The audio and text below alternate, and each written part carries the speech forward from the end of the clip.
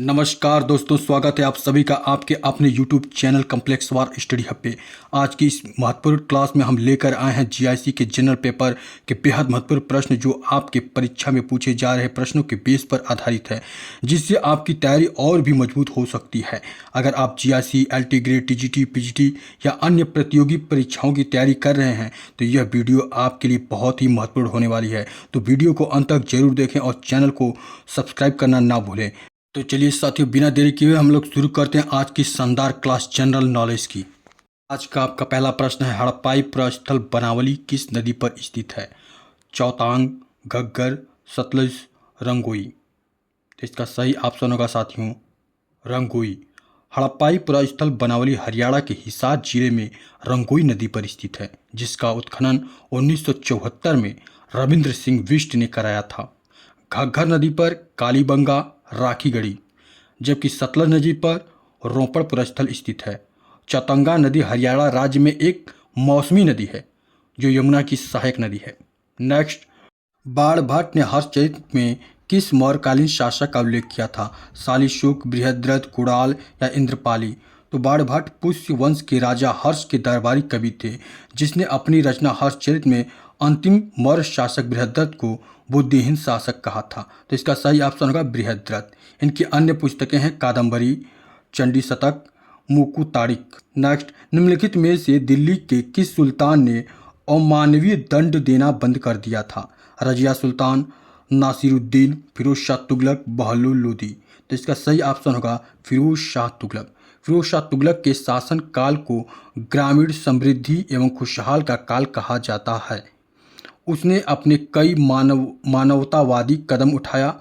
उसने चोरी आदि के संदर्भ में हाथ, पैर, नाक काट लेने संबंधित अमानवीय दंड बंद करा दिया।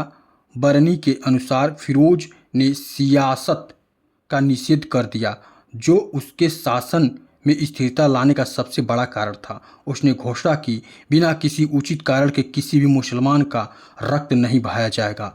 वह कौन सा प्रथम मुगल बादशाह था जो अंग्रेजों का पेंशन भोगी बना? अकबर द्वितीय, शाह आलम द्वितीय, अहमद शाह आलमगीर द्वितीय।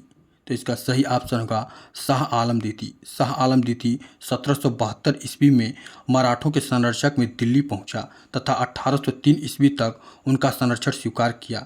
गुलाम कादिर ने 1788 ईस्वी में शाह आलम द्वितीय को अंधा बना दिया। 1803 ईस्वी में अंग्रेज सेनापति लेक ने दौलत राव सिंधिया को पराजित किया तथा शाह आलम द्वितीय ने अंग्रेजों की अधीनता स्वीकार कर लिया। इस तरह दिल्ली पर अंग्रेजों का अधिकार हो गया तथा मुगल सम्राट अंग्रेजों के पेंशनर बन गए। भारतीय राष्ट्रीय कांग्रेस में सम्मिलित होने के लिए सुभाष चंद्र बोस को किसने प्रेरित किया? जवाहरलाल नेहरू और जयप्रकाश नारायण, राजेंद्र प्रसाद और राजगोपालाचारी, या फिर राजगोपालाचारी एवं गांधी जी, या फिर चित्तरंजन दास एवं गांधी जी। तो इसका सही ऑप्शन होगा चित्तरंजन दास और M.K. गांधी।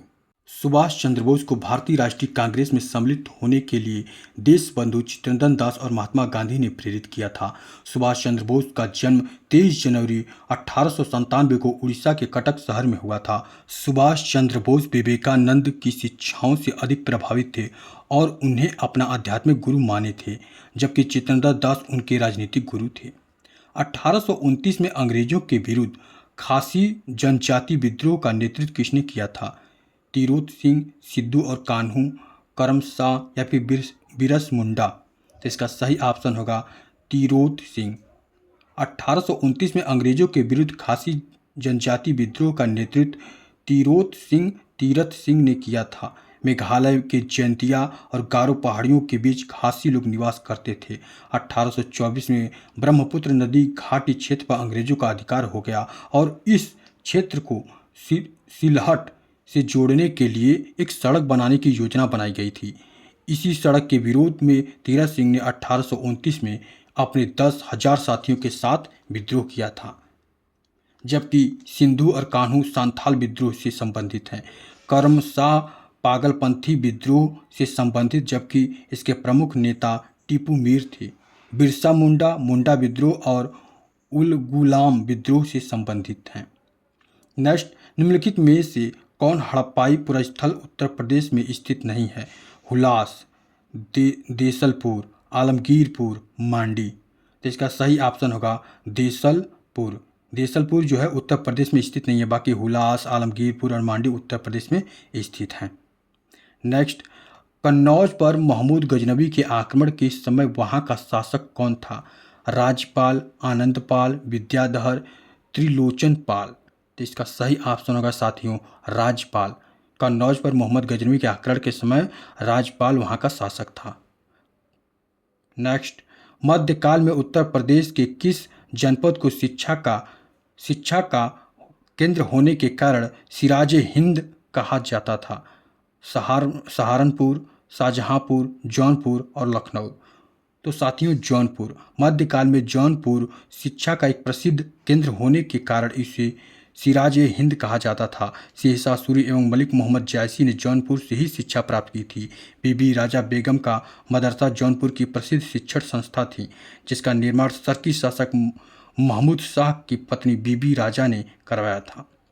निम्नलिखित गुप्तकालीन मंदिरों में कौन सा उत्तर प्रदेश में अवस्थित है? नचना कुठार का मंदिर, तिगवा का विष्णु मंदिर, भुमरा का शिव मंदिर, देवगढ़ का दशावतार मंदिर। तो इसका सही ऑप्शन होगा साथियों देवगढ़ का दशावतार मंदिर। देवगढ़ का दशावतार मंदिर उत्तर प्रदेश के ललितपुर जिले में बेतवा नदी के तट पर स्थित है, जबकि नचना कुठार का मंदिर, तिगवा का विष्णु मंदिर और भुमरा का शिव मंदिर मध्य प्रदेश में स्थित है। नेक्स्ट, आरबीआई द्वारा कितने बैंकों पर जुलाई 2021 में नियमों के उल्लंघन के लिए जुर्माना लगाया गया?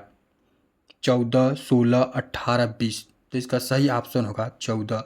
7 जुलाई 2021 को भारतीय रिजर्व बैंक ने विभिन्न नियमों के उल्लंघन के चलते 14 बैंकों, जिसमें सार्वजनिक क्षेत्र के बैंक, निजी बैंक, विदेशी बैंक, सहकारी और लघु वित्तीय बैंक पर 14.5 करोड़ रुपए का जुर्माना लगाया। रिजर्व बैंक ने इन बैंकों पर गैर बैंकिंग वित्तीय कंपनियों एनबीएफसी को बैंक वित्त और ऋण ग्रमित और अन्य प्रतिबंधों के कुछ प्रावधानों का अनुपालन न करने की वजह से जुर्माना लगाया।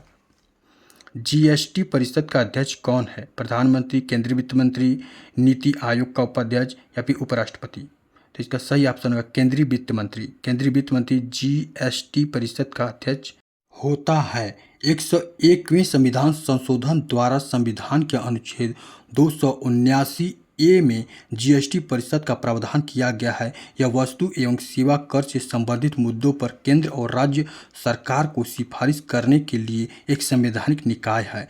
जीएसटी परिषद के सदस्य सभी 28 राज्यों एवं 3 संघ शासित क्षेत्रों दिल्ली, पुडुचेरी, जम्मू कश्मीर के वित्त मंत्री या राज्य सरकार द्वारा निर्वाचित कोई अन्य मंत्री अर्थात कुल 31 सदस्य होते हैं। 17 सितंबर 2021 को उत्तर प्रदेश की राजधानी लखनऊ में जीएसटी परिषद की 45वीं बैठक हुई। असमानता वायरस वैश्विक रिपोर्ट 2021 प्रकाशित की गई। ऑक्सफैम के द्वारा, विश्व बैंक के द्वारा या अंतर्राष्ट्रीय मुद्रा कोष के द्वारा या फिर संयुक्त राष्ट्र संघ के द्वारा। तो असमानता वायरस वैश्विक रिपोर्ट 2021 ऑक्सफैम इंटरनेशनल द्वारा जारी किया गया। रिपोर्ट में बताया गया कि कोविड-19 महामारी ने भारत और दुनिया भर में मौजूद असमानताओं में अत्यधिक वृद्धि की है। नेक्स्ट, प्रधानमंत्री फसल बीमा योजना शुरू की गई थी 2014, 2015, 2016, 2017 में। तो इसका सही ऑप्शन होगा साथियों 2016 में। प्रधानमंत्री फसल बीमा की शुरुआत 13 जनवरी 2016 में हुआ था। इस योजना की शुरुआत देश में किसानों को न्यूनतम और एक समान बीमा किस्त पर एक व्यापक जोखिम समाधान प्रदान करने के लिए की गई थी। निम्नलिखित में से कौन सा एक भारत निर्माण योजना का संगठक नहीं है?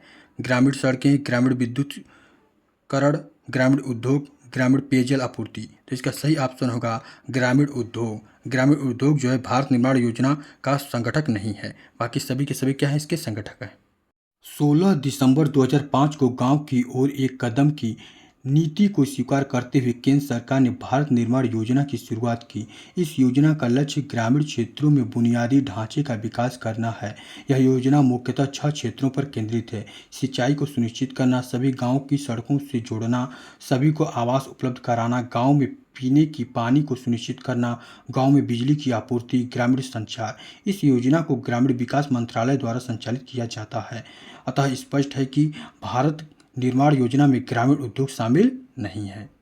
नेक्स्ट, वर्ष 2021-22 के संगठित बजट प्रस्ताव 6 स्तंभों पर आधारित है। निम्नलिखित में से कौन सा एक उसमें सम्मिलित नहीं है? मानव पूंजी में नवजीवन का संचार, गांव की अर्थव्यवस्था की सुदृढ़ीकरण, नवप्रवर्तन एवं अनुसंधान व विकास, या फिर स्वास्थ्य एवं कल्याण। तो इसमें कौन सा शामिल नहीं है? तो गांव की अर्थव्यवस्था की सुदृढ़ीकरण। आम बजट 2021-22 में केंद्रीय वित्त मंत्री निर्मला सीतारमण ने बजट को 6 स्तंभों में पेश किया था। स्वास्थ्य कल्याण, भौतिक वित्तीय पूंजी एवं इंफ्रास्ट्रक्चर, समावेशी विकास, मानवीय पूंजी, नवाचार एवं अनुसंधान तथा विकास, न्यूनतम सरकार, अधिकतम शासन। नेक्स्ट, भारत में म्यूचुअल फंड को निम्नलिखित में से किस संस्था के द्वारा विनियमित किया जाता है? तो किसके द्वारा? आरबीआई के द्वारा, एसईबीआई के द्वारा, या फिर बीएससी के द्वारा, या फिर एनएसई के द्वारा। तो इसका सही ऑप्शन होगा सेबी एसईबीआई के द्वारा। ठीक है। भारत में म्यूचुअल फंड को भारतीय प्रतिभूति एवं विनिमय बोर्ड द्वारा विनियमित किया जाता है। नेक्स्ट, बैंकों में उपभोक्ता सेवाओं में सुधार का सुझाव देने के लिए निम्नलिखित में से किस समिति का गठन किया गया था? तो किस समिति का गठन किया गया था? राजा चेल्ला समिति, वर्मा समिति, गोईपेरिया समिति, चक्रवर्ती समिति। तो इसका सही ऑप्शन होगा कौन सा? गोईपोरिया समिति। कौन सा? गोईपोरिया समिति। जबकि राजा चेल्ला समिति कर सुधार से है, वर्मा समिति यौवन उत्पीड़न कानून में बदलाव है, चक्रवर्ती समिति मौद्रिक प्रणाली व पर पूर्व विचार है। ठीक। भारत में कुल भौगोलिक क्षेत्रफल में उत्तर प्रदेश का कितना भौगोलिक प्रतिशत है? तो कितना है? 7.33%, या फिर 8.99%, या फिर 9.02%, या फिर 10.04%। तो इसका सही ऑप्शन होगा 7.33%। नेक्स्ट, उत्तर प्रदेश का कौन सा शहर मार्च 2020 को राज्य के जीडीपी और प्रति व्यक्ति आय के मामले में शीर्ष पर है? मेरठ, नोएडा, लखनऊ, कानपुर। तो इसका सही ऑप्शन होगा नोएडा। क्या होगा? नोएडा, फिर इसका मेरठ, फिर आगरा, फिर लखनऊ, फिर एटा। नेक्स्ट, निम्नलिखित में से कौन सा उत्तर प्रदेश का प्रमुख उद्योग नहीं है? उत्तर प्रदेश का प्रमुख उद्योग नहीं है सीमेंट, चीनी, कपड़ा, ऑटोमोबाइल। तो इसका सही ऑप्शन होगा ऑटोमोबाइल। नेक्स्ट, निम्नलिखित में से कौन सा एक उत्तर प्रदेश का लोक नृत्य है? सिग्मो, घोड़े, मोडनी, जैता। तो जैता उत्तर प्रदेश का लोक नृत्य है, जबकि सिग्मो, घोड़े और मोडनी महाराष्ट्र के लोक नृत्य हैं। 12वें वित्त आयोग का अध्यक्ष कौन था? केसी पंत, श्री रंगराजन, राजमत्रा, या फिर संथानम। तो इसका सही ऑप्शन होगा सी रंगराजन। 12वें वित्त आयोग के अध्यक्ष थे। नेक्स्ट, निम्नलिखित युग्मों में कौन सा एक सही सम्मिलित नहीं है? देखिए और बताइए कि कौन सा सही नहीं है। एक तरफ राज्य दिया है, एक तरफ राज्यसभा की सीटों की संख्या दी हुई है। तो किस राज्य में कितनी सीटें हैं आपको ये बताना है। तो देखिए, असम में 7 सीटें, छत्तीसगढ़ में 5, हिमाचल प्रदेश में 3, उत्तर प्रदेश में 31। तो इसका सही ऑप्शन कौन होगा? ए क्या है? गलत है, यानी असम का 7 होता है, जो कि दिया कितना है? 8। नेक्स्ट, निम्नलिखित में से राज्य के नीति निर्देशक तत्वों का कौन सा अनुच्छेद राज्य को निर्देशित करता है कि वे उद्योगों के प्रबंधन में कामगारों की सहभागिता सुनिश्चित करें? 43A, 39A, 38, 45। तो इसका सही ऑप्शन होगा 43A। भारतीय संविधान का भाग 4 में राज्य के नीति निर्देशक तत्व का प्रावधान है और अनुच्छेद 43A राज्य का निर्देशित करता है कि वह उद्योगों के प्रबंधन में कामगारों की सहभागिता को सुनिश्चित करे। इस अनुच्छेद को संविधान में 42वें संविधान संशोधन अधिनियम 1976 द्वारा शामिल किया गया था। अनुच्छेद 38 राज्य लोक कल्याण की अभिवृद्धि के लिए सामाजिक व्यवस्था बनाएगा। अनुच्छेद 39A समान न्याय और निःशुल्क विधिक सहायक है, जबकि अनुच्छेद 45 क्या है? 6 वर्ष से कम आयु के बच्चों की बाल्यावस्था की देखरेख एवं शिक्षा के लिए प्रावधान करता है। उत्तर प्रदेश में विधान परिषद वित्तीय विधेयक को कितने दिन विलंबित कर सकती है? 1 माह, 14 दिन, 15 दिन, या फिर 20 दिन। तो इसका सही ऑप्शन होगा 14 दिन। अनुच्छेद 198 के अनुसार धन विधेयक को सिर्फ विधानसभा में पुनः स्थापित किया जा सकता है। विधानसभा न ही उसको अस्वीकार कर सकती है और न ही 14 दिन से अधिक समय तक रोक सकती है। 14 दिन के पश्चात विधेयक को परिषद में स्वतः ही पारित मान लिया जाएगा। नेक्स्ट, भारतीय संविधान में निम्नलिखित में से किस अनुच्छेद के तहत उत्तर प्रदेश में महाधिवक्ता की नियुक्ति होती है? अनुच्छेद 165, अनुच्छेद 166, अनुच्छेद 167, अनुच्छेद 168। तो इसका सही ऑप्शन होगा अनुच्छेद 165। भारतीय संविधान के अनुच्छेद 165 के तहत उत्तर प्रदेश का राज्यपाल उच्च न्यायालय का न्यायाधीश नियुक्त होने के लिए अर्हित किसी व्यक्ति को राज्य का महाधिवक्ता नियुक्त कर सकता है या फिर करता है। महाधिवक्ता राज्यपाल की प्रसाद पर्यंत पद धारण करेगा और ऐसा पारिश्रमिक प्राप्त करेगा जो राज्यपाल अवधारित करे। महाधिवक्ता राज्य की विधानसभा या विधान परिषद अथवा दोनों के सदनों की कार्यवाही में भाग ले सकता है, परंतु वह मत देने का अधिकार नहीं करता है। अनुच्छेद 166 क्या कहता है कि राज्य की सरकार के कार्य के संचालन का प्रावधान है। राज्य की सरकार के कार्य के संचालन का प्रावधान किसमें है? अनुच्छेद 166 में। और राज्यपाल को जानकारी देने आदि के संबंध में मुख्यमंत्री के कर्तव्य किसमें है? 167 में। राज्य के विधान मंडल का प्रावधान है। मौलिक कर्तव्य को भारतीय संविधान में 42वें संविधान संशोधन अधिनियम 1976 द्वारा निम्नलिखित किसकी सिफारिश के अनुसार जोड़ा गया था? संस्थान समिति, सरकारी समिति, स्वर्ण सिंह समिति या फिर इंदिरा गांधी नेहरू समिति। तो स्वर्ण सिंह की सिफारिश पर मौलिक कर्तव्य को भारतीय संविधान के 42वें संविधान संशोधन अधिनियम 1976 के तहत जोड़ा गया था। नेक्स्ट, निम्नलिखित युग्मों में कौन सा सुमलित नहीं है? इसमें सुमलित नहीं है ये बताना है। एक तरफ ताप विद्युत गृह दिया है, दूसरी तरफ राज्य दिया है, तो आपको बताना है बाढ़ बिहार, लारा छत्तीसगढ़, कुंडगी कर्नाटक, गाडरवारा मध्य प्रदेश। ठीक है, जबकि आपके ऑप्शन में गाडरवारा कहाँ दिया है? आंध्र प्रदेश में। यही क्या है हमारा? गलत है। नेक्स्ट, ये भी क्या करना है? सुमलित करना है। इसमें सही सुमलित करना है। ठीक, आपको चयन करना है कि कौन किस में है। तो आपका लौ एस किस में हो जाएगा? ईटाबीरा यानी ब्राज़ील में। मैग्नीज कहाँ होगा? चियातूरा जॉर्जिया में। तांबा कहाँ हो जाएगा? सडबरी कनाडा में। बॉक्साइट कहाँ पे हो जाएगा? बाइपा ऑस्ट्रेलिया में। तो इसका सही ऑप्शन हो जाएगा ऑप्शन नंबर बी। निम्नलिखित में किस देश से होकर भूमध्य रेखा नहीं गुजरती है? कौन सी रेखा? भूमध्य रेखा। Kenya, Uganda, Gabon, Zambia.